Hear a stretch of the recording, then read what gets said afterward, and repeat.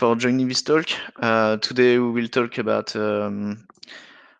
running Zephyr and Linux on the same SoC and making both worlds live together. Some word about IoT based edge. We are a company mostly working on embedded Linux, located in French Brittany in Lorient.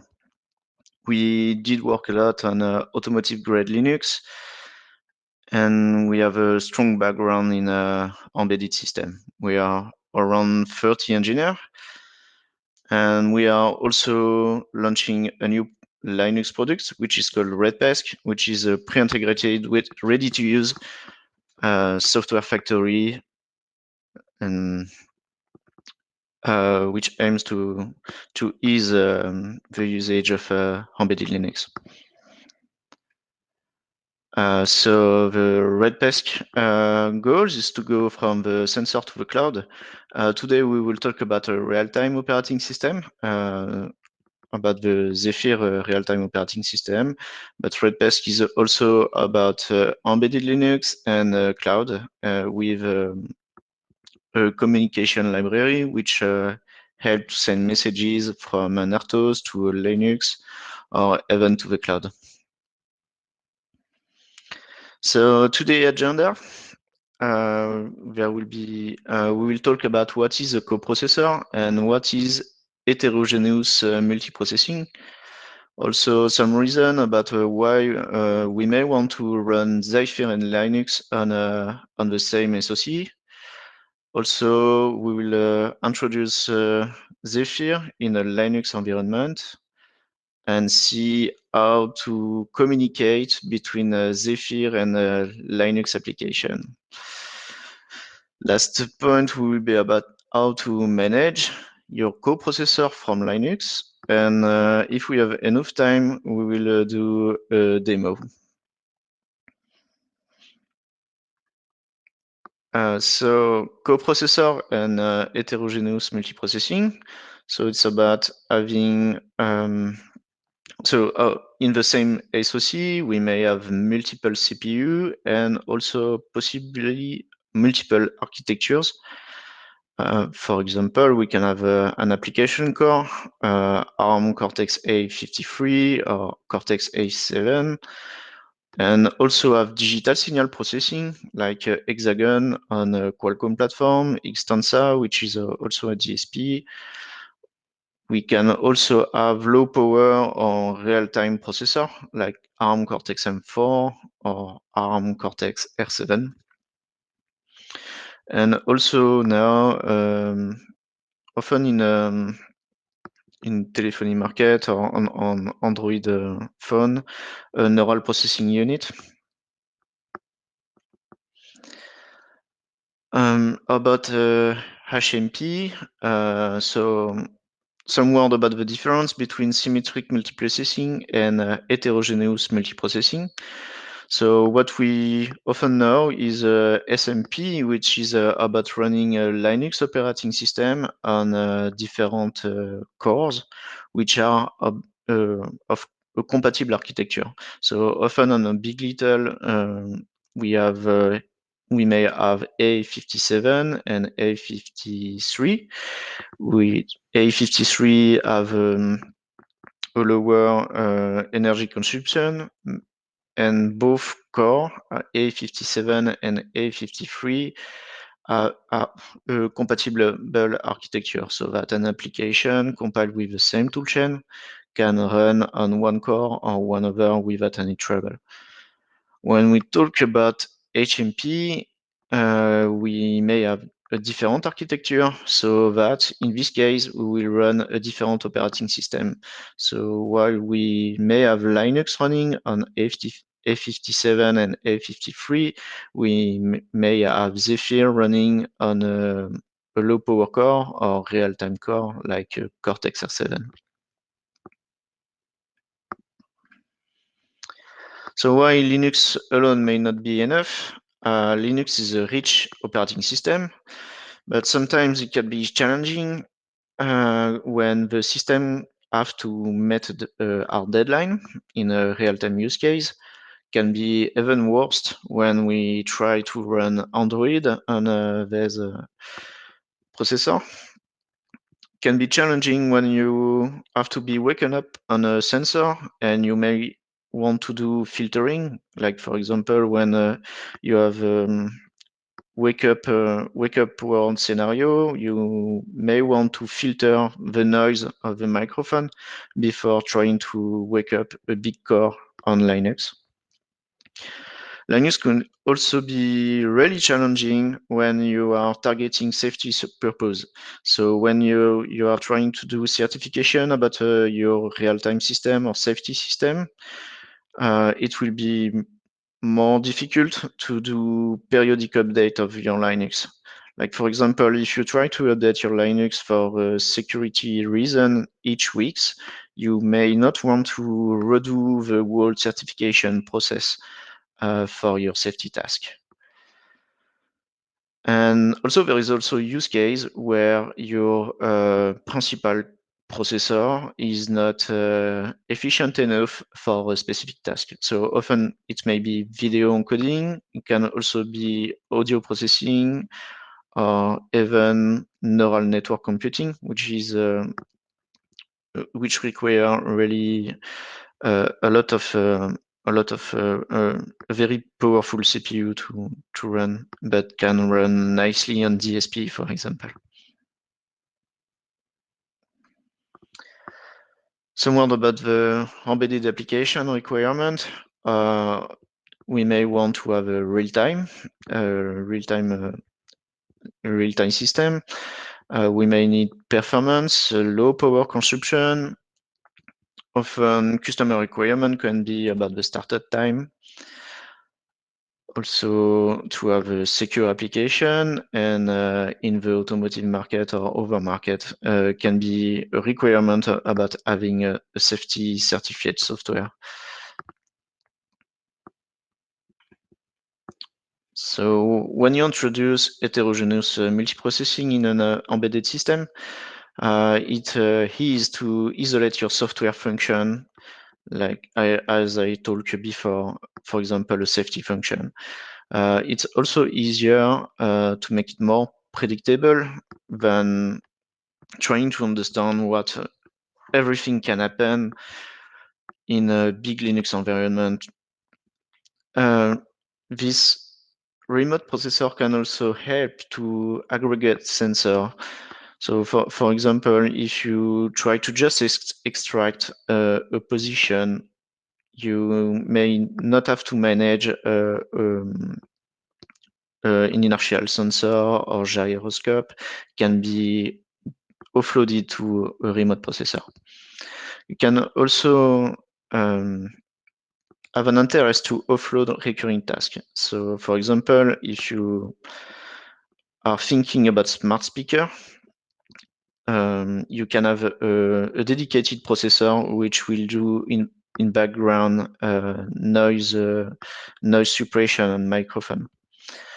It can also help to reduce the need of external component, because if you try to offload all these tasks to an external microcontroller, it can make your hardware design more difficult. But heterogeneous multiprocessing can also be challenging because you will need to dedicate some resources to both systems. You will have to think in advance which devices you want to dedicate to one system and one other. Another difficulty is, of course, if you have Zephyr and Linux, you have both two systems to maintain, and so it may be more difficult. And also, often you want to share messages between both systems, and we will talk about that later. This is some word about what is the difference between running a software in a dedicated processor rather than using hypervisor and OS container. So when you run a task in a coprocessor, you will not share a CPU, so it will help you, for example, in a real-time use case. If you compare with hypervisor, if you run a task on it, they will run on the same CPU, so you will have to think about that when you are designing your real-time system. OS container. In OS container, when you run an application, they will run on the same kernel. So, for example, in a safety scenario, you will have to include the kernel in your safety process.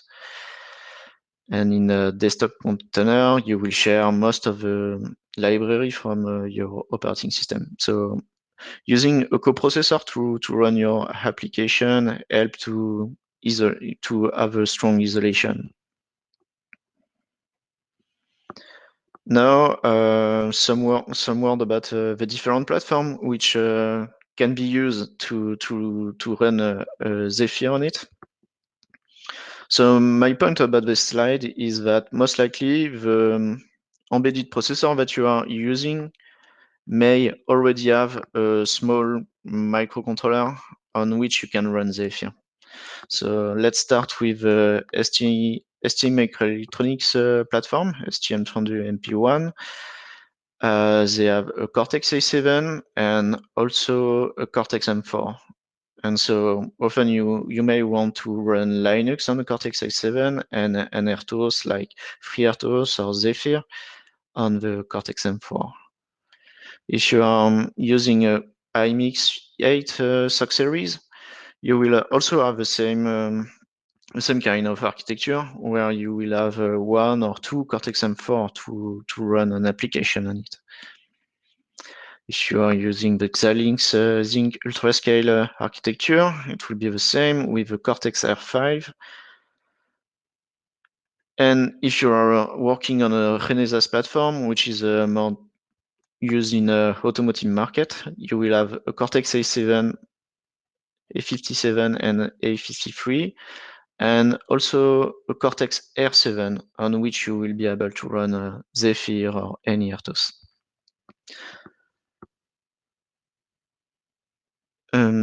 So you will have the point about this architecture is that you can select any device and dedicate it to one system or one other. So in this scenario, the Cortex-R7 may access any device, which can be the flash, the video codec processor, but often we may use it for a low speed device, like on a UART or I2C. For safety purpose, we can also use the CAN bus.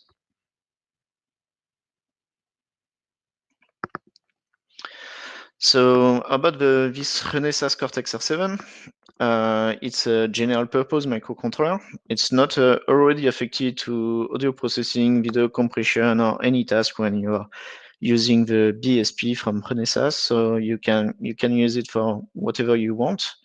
It can access any memory map device, as I just talked. So you can access the CAN bus, the I2C. It's ARM v7 architecture running on 800 megahertz, so it's already a lot.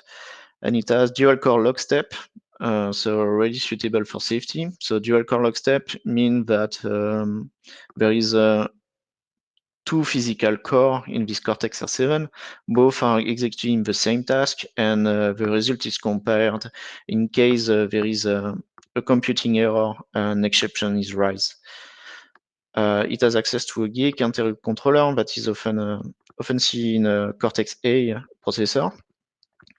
And the point is that it's enough to run complex tasks, so sounds cool to use since most likely it's not in use in default scenario.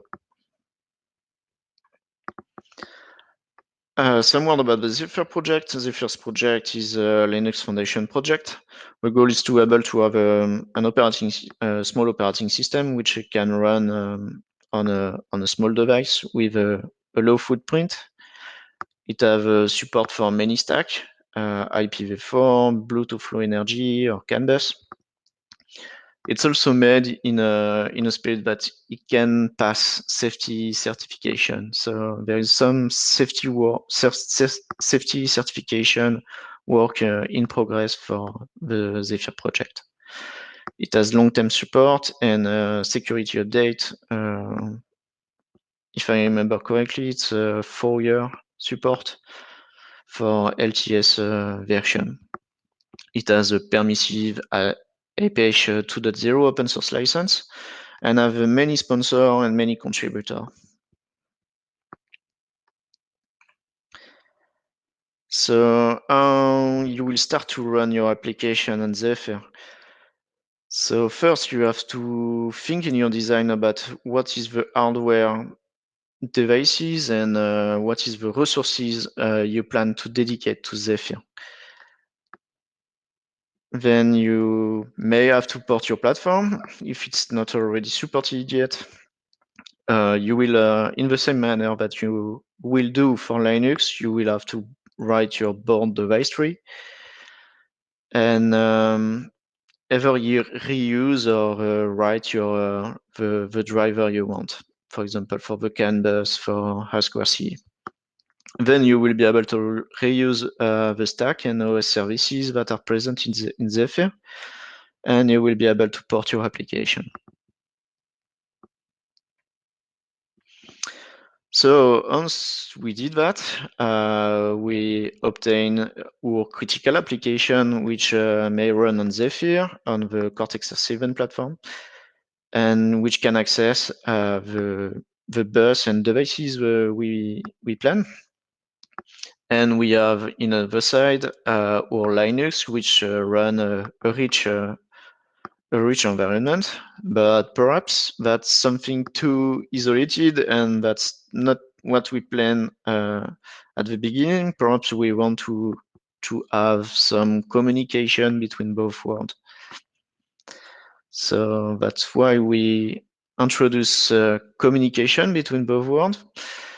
The easiest way to do it when you are using Zephyr and Linux is by using the OpenAMP library.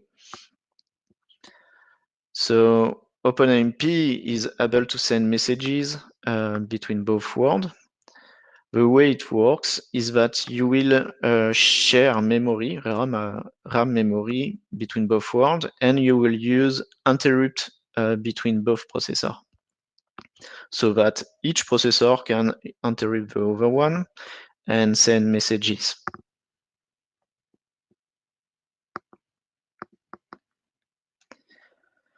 So some details about how OpenAMP works.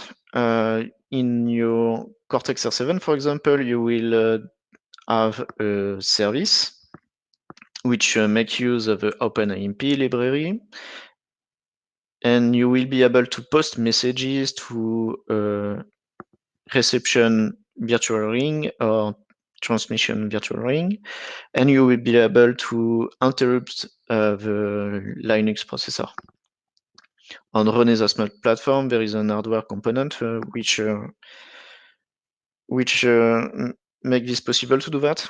And you have exactly the same thing on NXP platform or Xilinx or STM32 platform.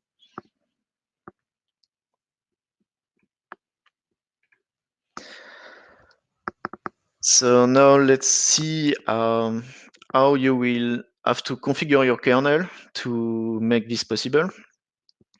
First, there is a remote proc subsystem. So remote proc subsystem is used for lifecycle management of your remote processor. We will talk later about that. You need this component. You also need a dedicated remote proc driver for your device. So here I'm talking about the Renesas RCAR platform. So you will need a dedicated driver. You also need the mailbox subsystem. So the mailbox subsystem is the subsystem which allow to send interrupt to the remote processor and be interrupted by this remote processor. You also need a dedicated driver for the mailbox. Here it's Renesas RCAR interrupt IP. And you also need RPMSG. RPMSG is the subsystem which allow to send messages. It's more the protocol of the messages, which rely on Virtio. Virtio is it's the protocol used mostly in emulation environment, but which is reused in a remote proc context, which help to have messages in shared memory. So RPMSG in OpenMP scenario is using Virtio as a memory transport.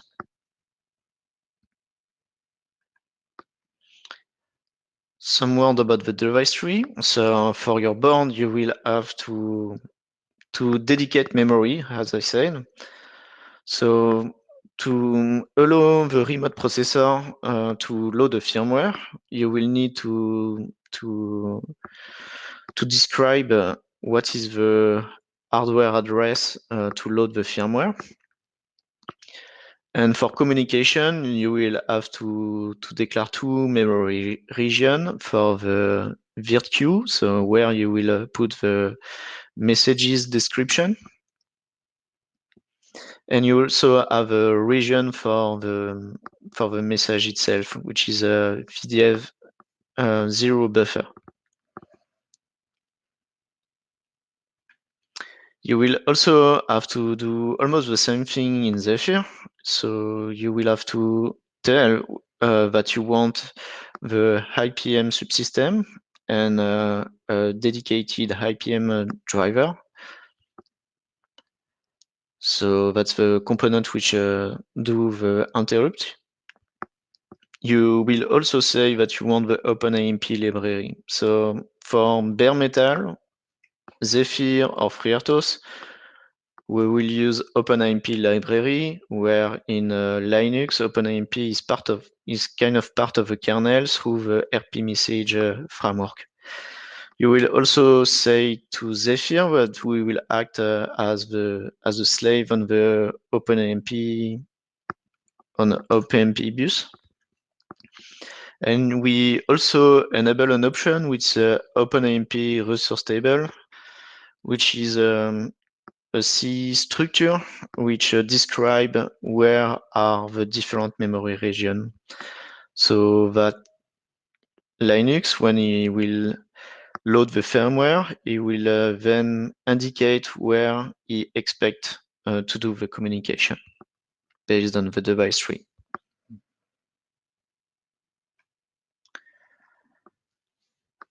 On Zephyr, we also have a device tree, and we will also describe the memory region. So in this case, we'll just say that we have and not giving the details about the shared memory because it's present in the resource table that Linux will fill when loading the processor. We'll also tell to Zephyr what is the hardware blocks which help to do the interrupt, which allow to do interrupt in both directions.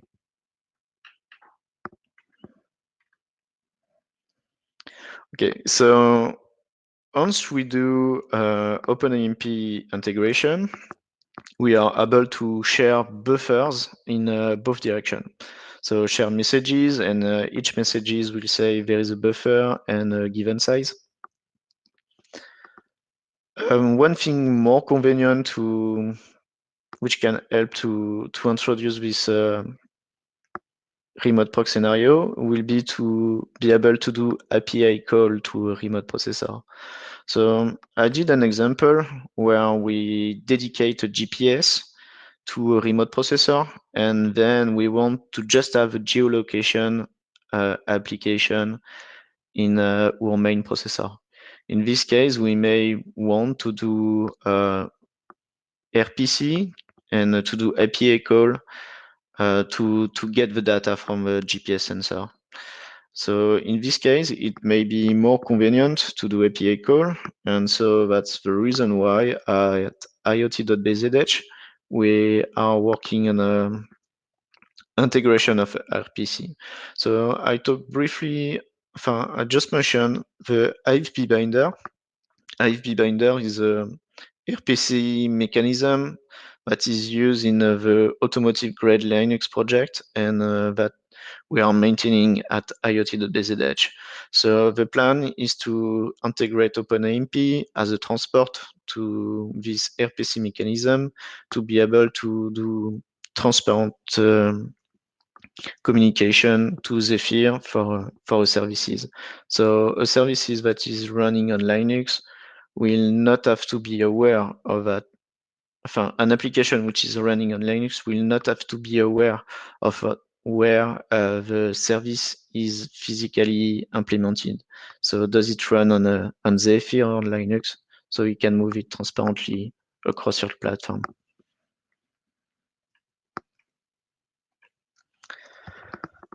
So now some word about how to do this coprocessor lifecycle management. So one challenge about having two systems is to have them updated. There is the update scenario which can be complicated. And also to be able to start this processor. And in Linux, there is a Linux remote proc frameworks which help for this scenario. So Linux handle the coprocessor lifecycle management, is able to load a specific firmware from the Linux file system to the RAM area of this remote processor. In this case, it's really easy to update the firmware of this remote processor over the air, and you can ship your firmware in your Linux root file system. You can start-stop a remote processor and also attach to a running processor. So attaching to a running processor means that the firmware loading is not done by Linux, but can be done by an earlier component if you care about the startup time of this remote processor. Like for example, in a car, if you want to have some safety function which run almost instantly after you turn your car on, it can be interesting to start your remote processor by early bootloader of your platform. And in this case, Linux will be able to attach to this running processor. So that means it will start the OpenAMP communication, for example. Remote proc will also initiate the shared memory. So it will parse the device tree, locate what is the reserved memory for communication, and initialize the buffer. And finally, remote proc also help to the debug trace of this remote processor. So for example, you can have a console output in the debug file system.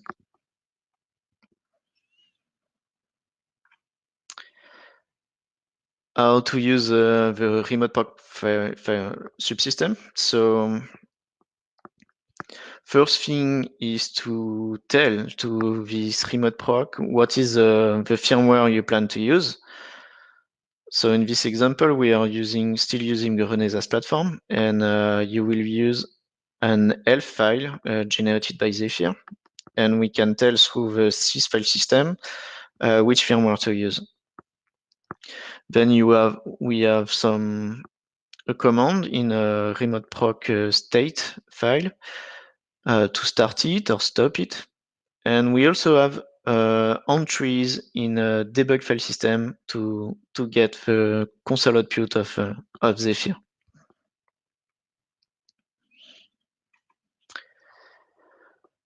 What thing I did not mention at the beginning is that at IoT.dz we are currently working on upstreaming the Zephyr support for Renesas platform.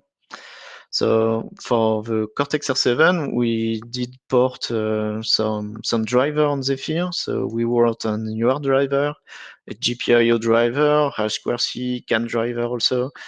And we also did write a remote proc driver for Linux. And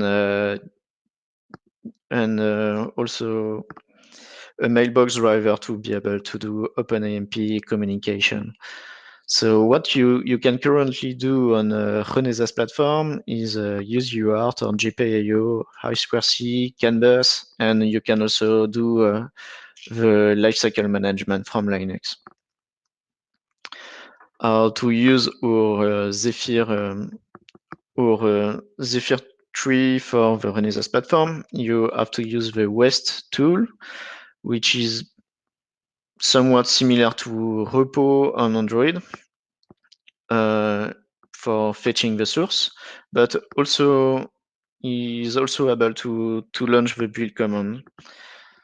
So you just need 3 commands, West init to get the source of Zephyr and all the repository you need, Westing to fetch to actually fetch the different repo, and West build to launch the compilation, and it will give you a Zephyr elf file for your board. In this example, it's just about having a LED, an LED which blink. Current work at IoT.bzh, so you are doing upstream work. So we did upstream already a lot of driver, but we have many other to do. For example, the CAN driver is not in Zephyr mainline, but there is a basic support with UART and GPIO for the Renesas platform. We can also think in the future about upstreaming our remote proc driver and continuing our integration to do RPC and over OpenAMP. Okay, so I went pretty fast on the slide. I hope I didn't lost anyone. So hopefully we will be able to do the demo. So let's start. So first I will open the console on my board. I will power on my board, which is a Renesas Gen 3 based board. Okay, just reach U-boot environment. I'm starting my Linux kernel and my Yocto system. Okay, so can log in. Okay, so I'm doing this demo on almost an upstream kernel. Just fetched the master, I think, 3 days ago.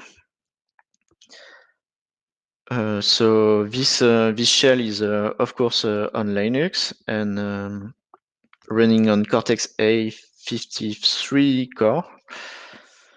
We can look at the sysfs file to notice that we have a remote proc processor. So we can go to the remote proc file and then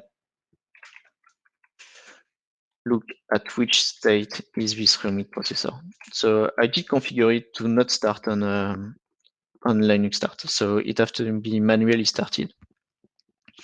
The location of the firmware is as usual on Linux operating system. It's on /lib./firmwares. And in this directory, I have some Zephyr demo. So there is a Zephyr Blinky demo. And to tell to the remote proc system which file to boot, we have to write the firmware name and path under libfirmware directory to the sysfs file. So we'll just write.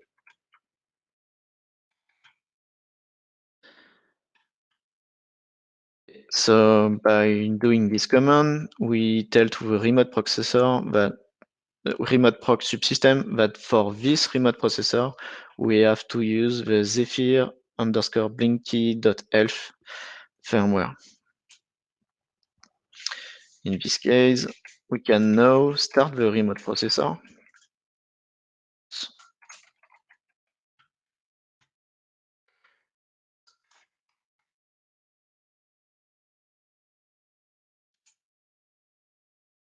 And we have some messages from a remote proxy system that we did power on this Cortex R7. So just mean, in this case, releasing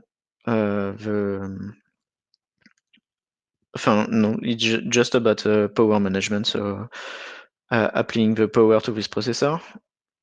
Then we did load the firmware.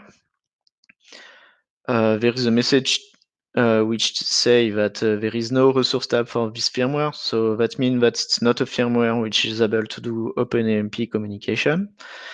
And then a message about that the remote processor had been powered on. So you can see it, but on my board the LED is blinking, and if I write stop, the remote processor is then stop. Okay, so in a lib firmware directory, we also have an OpenAMP demo. So that's the default demo in Zephyr sample that you can find in the Zephyr tree. And it also have a sample module in Linux. So this demo this firmware is able to communicate with Linux. So we will choose the OpenAMP demo firmware. We will tell the remote proxy subsystem to use this demo. And when I will start this demo, the Linux will be aware that there is an OpenAMP capable firmware started, and will start to send messages to this processor. So it just send hello world, and the Zephyr firmware will send hello world back. It will send 100 messages and then just quit for this demo. So let's run. We also have to start the processor.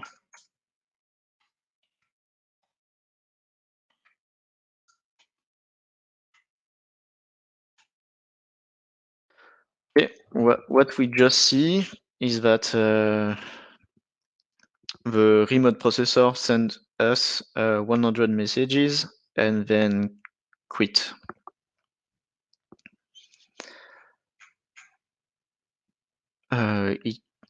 LinusD create the channel on Vertio and on RP message, and then begin to send messages that Zephyr send it back.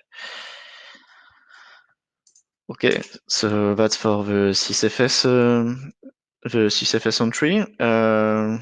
We can also look at the debugfs, debug file system. Alors, it's under the sys kernel debug remote proc, and in this directory we can have access to the resource table and also the trace. There is also a core dump file that I'm not using, which may help to get core dump of a remote processor if it crash. So just look at the trace file. It's the console of your remote processor. So in this case, it is running Zephyr. It's an old demo on Zephyr 2.4, but we also have support for Zephyr 2.6. So that's it for the demo.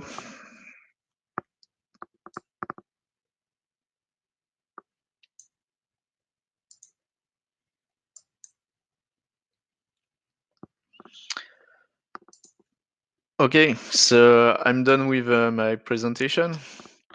Thanks for joining this talk. If you have any question, you can either ask a question in this on the chat, or I will try to look at the Slack channel on track one if there is any question.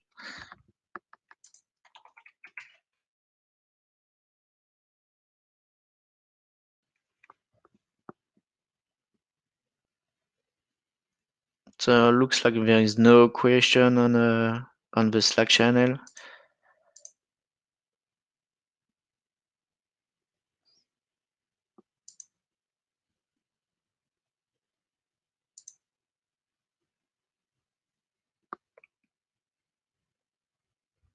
Okay, Pierre, please ask your question.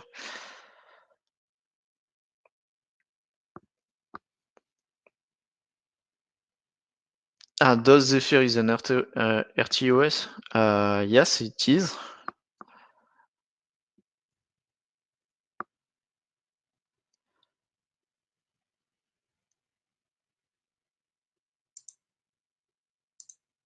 Um, I don't have so much details about how the scheduler is working. But Zephyr is have a really nice documentation, so sorry to send you to Zephyr documentation. You can select different scheduling strategy.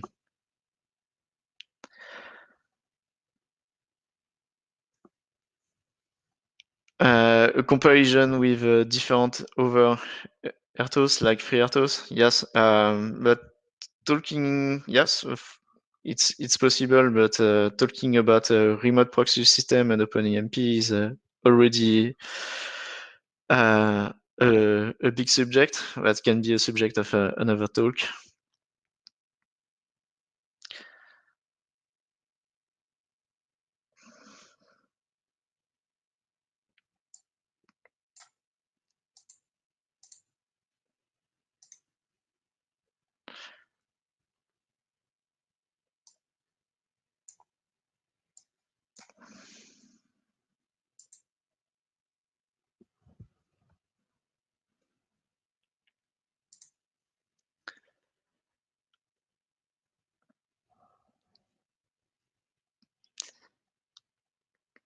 So about my experience also on Zephyr, it was really easy to.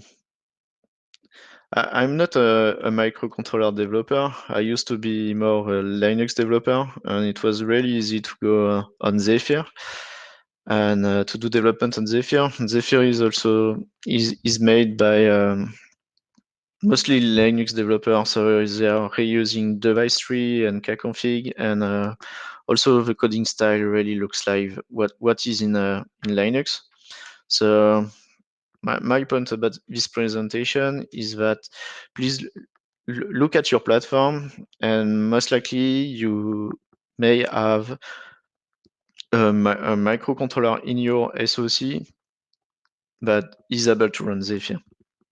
Zephyr have support, upstream support for NXP platform, ST platform, and also Xilinx platform. So if you want to have fun on a Friday or whatever, you can give it a try.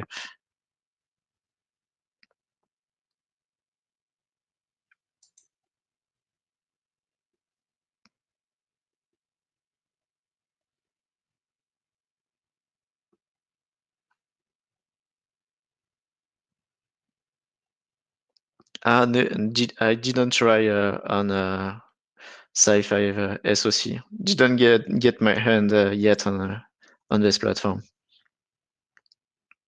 But yes, Zephyr is able to run on a RISC-V platform.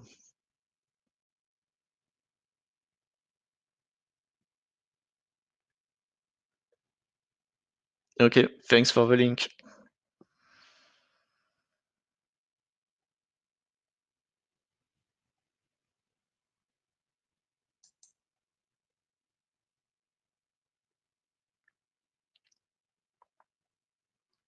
Okay, if there is no more question, I think I will close this session.